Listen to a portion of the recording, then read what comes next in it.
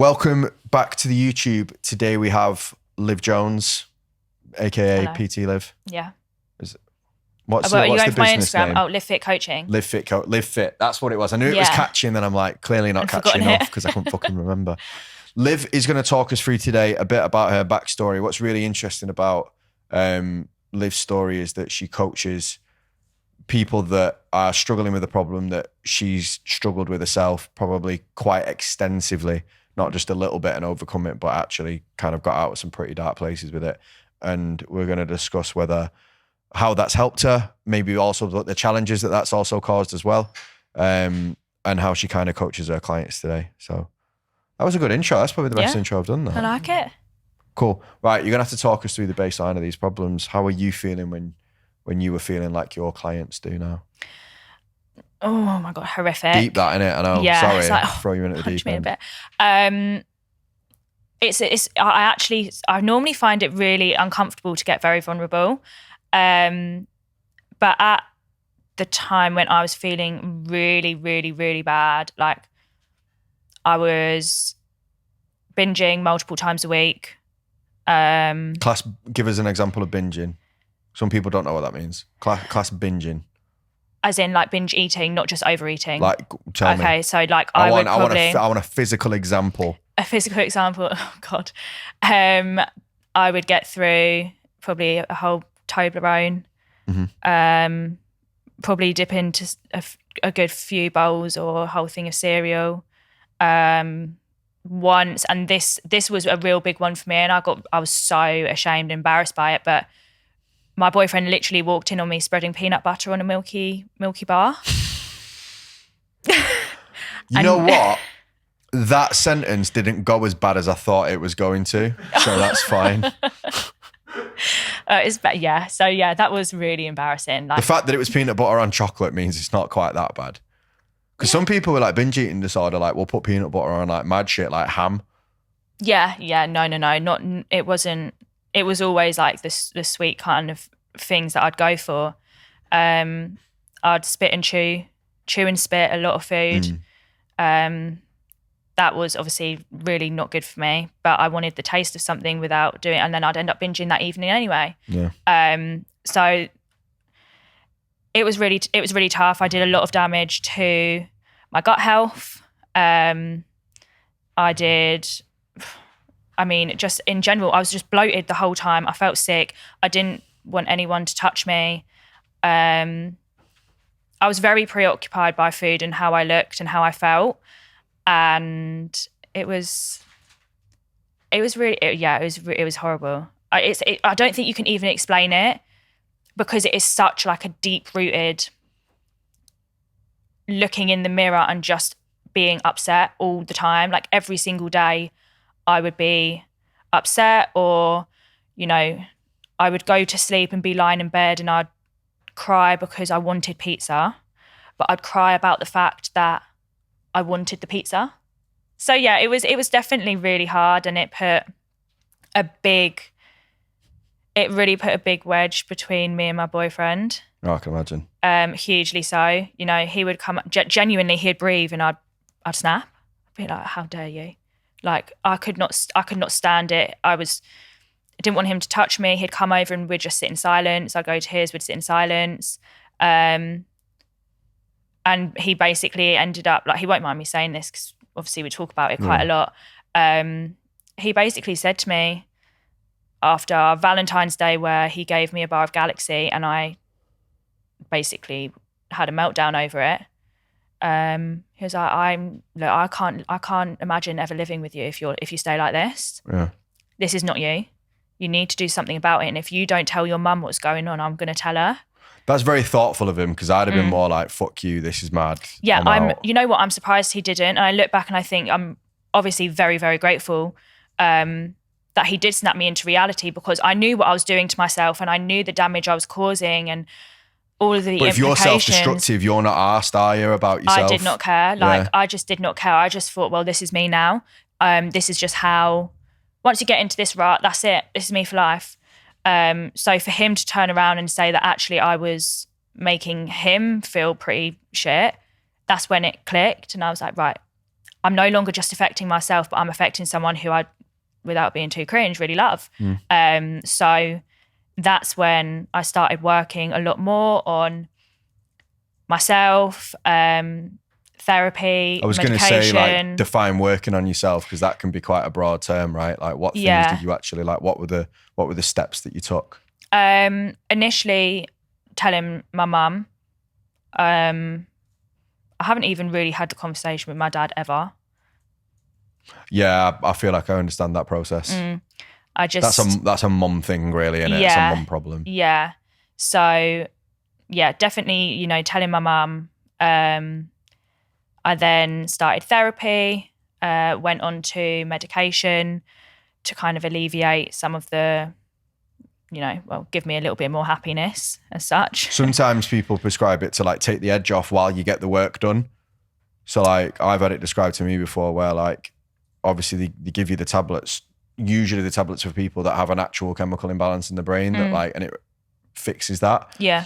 For certain people, like, you don't have that chemical imbalance, but you need to have this to give yourself the room to, like, actually access some, like, CBT or something like that. And then we can take you off them. You don't need it forever. It just depends on, I think, yeah, totally what the does chemical depend. makeup is. I definitely, like, even now I will get big with withdrawal symptoms if I don't have it within 24 hours. Like, it's very intense. So is that something that you've maybe always dealt with then?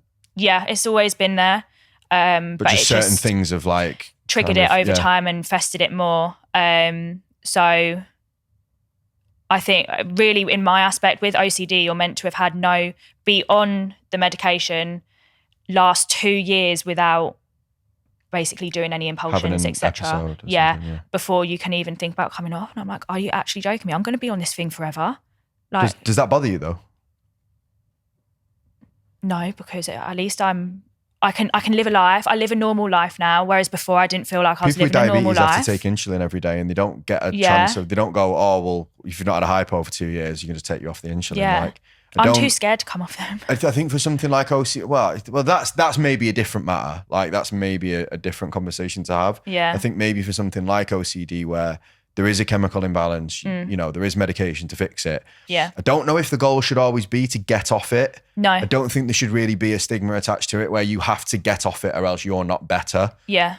Yeah. No, I completely agree. Because, like, I always liken it to something like diabetes where it's like, you've just got it. Like, that's just the card you were dealt. 100%. And where it is something where, like, my mum is a very big advocate for mental health, especially in doctors. She's, you know, got bipolar and OCD. So inherently, it was likely that. Did she see it coming then? Maybe. But maybe then she probably was scared to say anything in case she actually, like, maybe put it in your head. Yeah. I'm not. You know what? I'd never actually asked her. Yeah. I'd be interested to know, but I've always been very drill sergeant at home. Particular. Yeah, like, there's a lot of things that I would do. And most people would think, just leave the house. Just leave the house. But I would walk halfway to work because I work near home and then walk back to check that I'd shut the front door that I'd just shut on the way out. Yeah. And then walk back in. I do that, but that's because I have a habit of leaving the front door unlocked. Oh, yeah. Oh, God. Don't tell me that.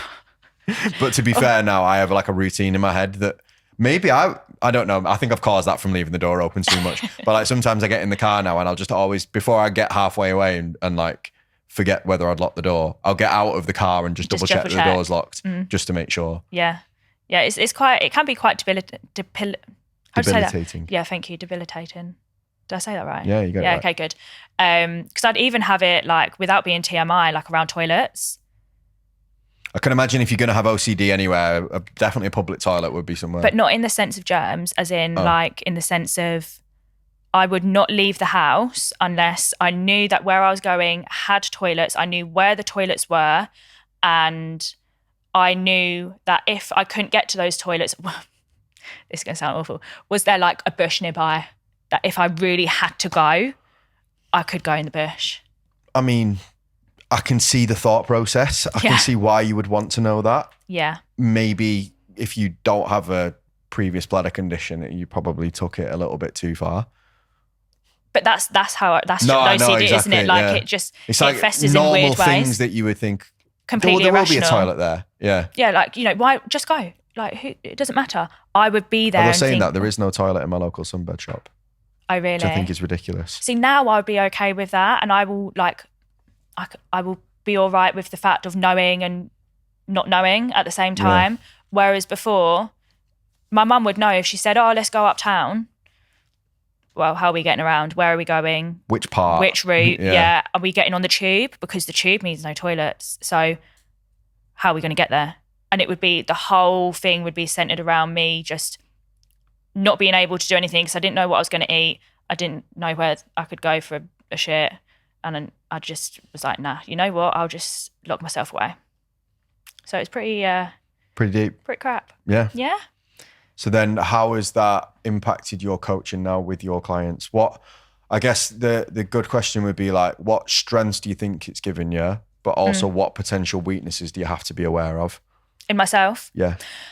Strength-wise, I really do have a lot of empathy and a really deep understanding of my team, of my clients. You know, for me, it affected everything right down to like my sex life, which no one talks about. And that's why I do talk about it, because it's so much more than just wearing a dress, right? Yeah, for sure. You being so vulnerable while you're stood like naked in front of someone, that's a really vulnerable place to be. And if you're really unhappy in yourself, it's hard to explain that to someone just off the whim.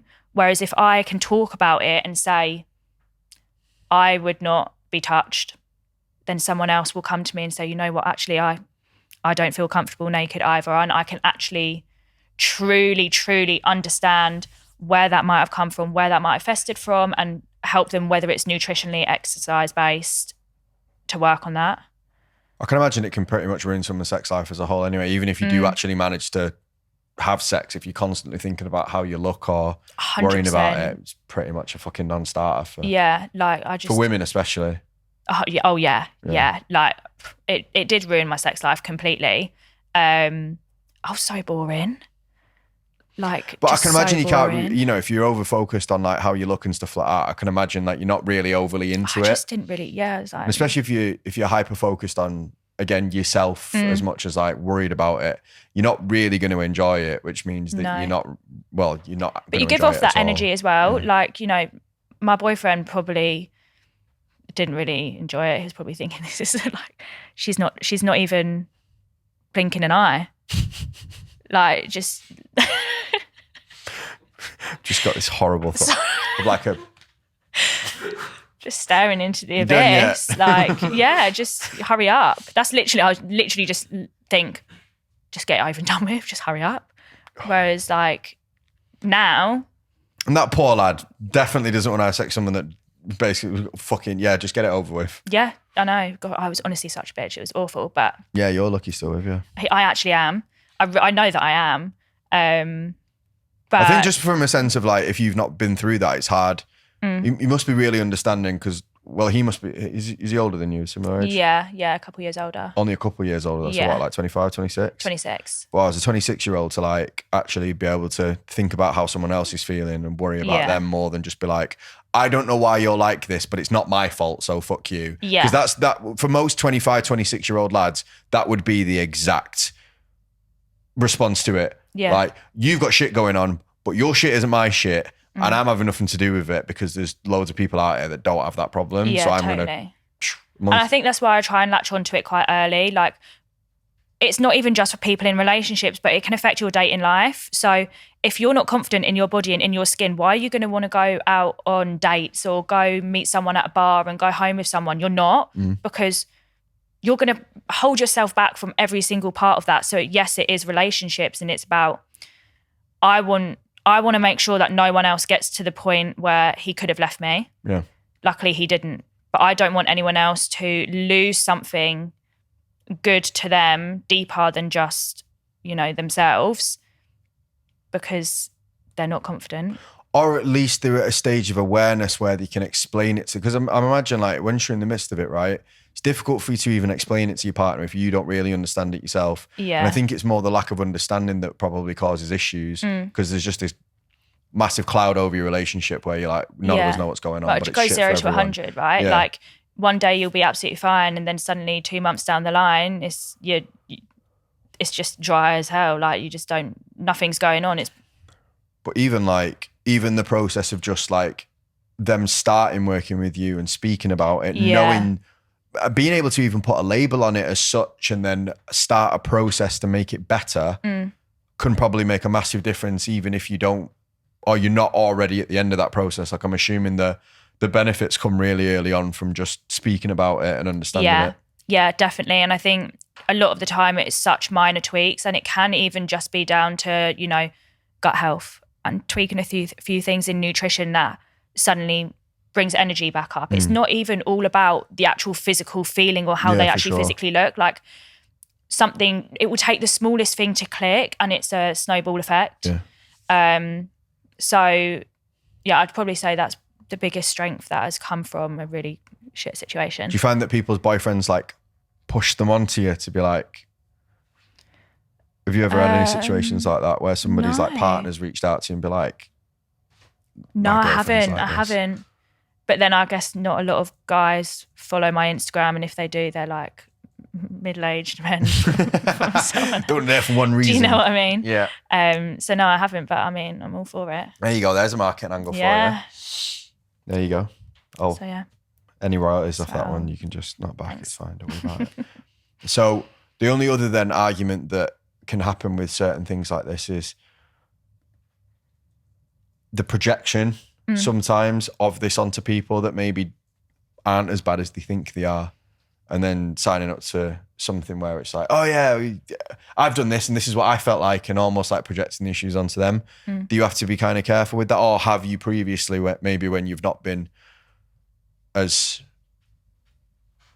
I don't want to use the word in control, I don't know whether that's the right word, but like, yeah, it's fine. As in control of it as you are now, if you're having ups and downs and bad days, like, did you ever worry that maybe you could project that onto your clients? Not particularly, because I will never try and diagnose them myself. You know, like, I will never say this is probably what it is.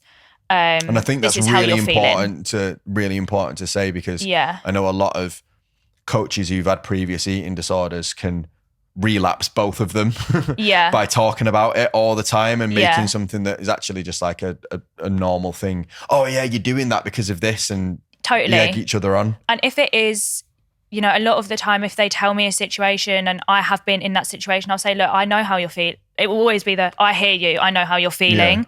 I've been there. And I will always say, this is what worked for me, but it might not work for you. Journaling, I was told to do, and I'm sorry, but that stuff just did not work for me. Whereas I've worked with people who find it very helpful to write down the food they're eating in a physical diary and write about their hunger. And for me, that didn't work. But I know how they are feeling.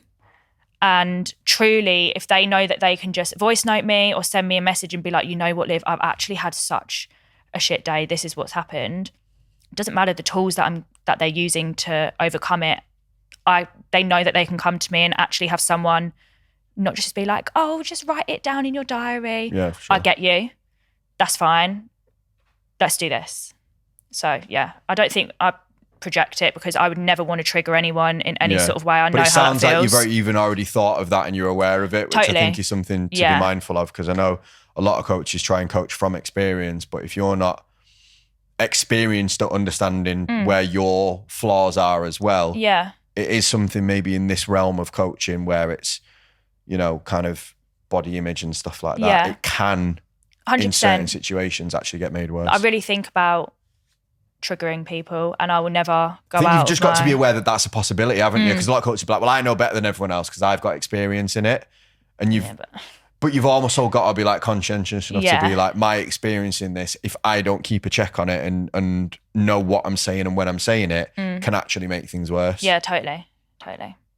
What would you give as advice to anybody that actually like wants to coach these kind of people? Because there are a lot of people that want to make a difference in this sector and with these kind of people. But what things would you prepare them for now that you've actually done it and you're working with these people? Every single person is different, and I could be the exact same personality, body type, you name it, do the exact same training, as someone else, but how you would need to approach it is just completely different. You know, I think really being able to build a good rapport with each and every client in their own way, and know what makes them tick, know what is not working for them. But something that I've learned, and I've learned actually quite recently, to be completely honest, is being willing to turn around and say, you know what, I tried that with you and it didn't work. And I hold my hands up, and maybe it was the wrong way for me to go with you, but we're going to try this route, and let's give this route a go, and see how we are. But that route was not the right one. And I think it is just having that open conversation and not just being like, oh, stuck in your own ways and thinking, it's about tempering their expectations as well, and being aware that things won't work. So like, when and again, owning up to it. Yeah, we do similar things like marketing. We're like, listen, there's fucking 90 different ways you can market these kind of things. We will test them.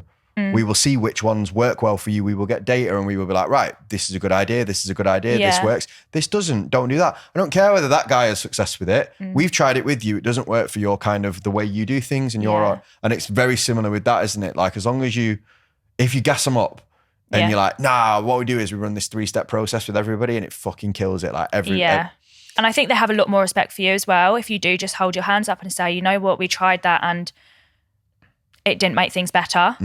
But you know what, that's okay, because there's a 50 million other options we can do. We're just going to tweak it and try this one. And with people who do have a lot deeper struggles and a lot deeper rooted issues, really, like, that's what you need to do. You need to have a million options. You can't just panic and go, well, it didn't work for you, so we're just going to keep trying and doing it and just keep doing this until it does work. Do it it's again, not but louder. like quieten down, whisper a bit more. So I would say definitely the rapport, being really, really open and honest, and being able to be someone that they can come to if they need you. Perfect. That's very, very useful. Thank you very much. Thank you. And if people want to see a bit more about your approach, where can they find you on Instagram? At pt.live. pt.live. Remember, if you haven't already, make sure to hit the subscription button below so you subscribe to our channel, and hit the bell notification to let you know when we do more videos.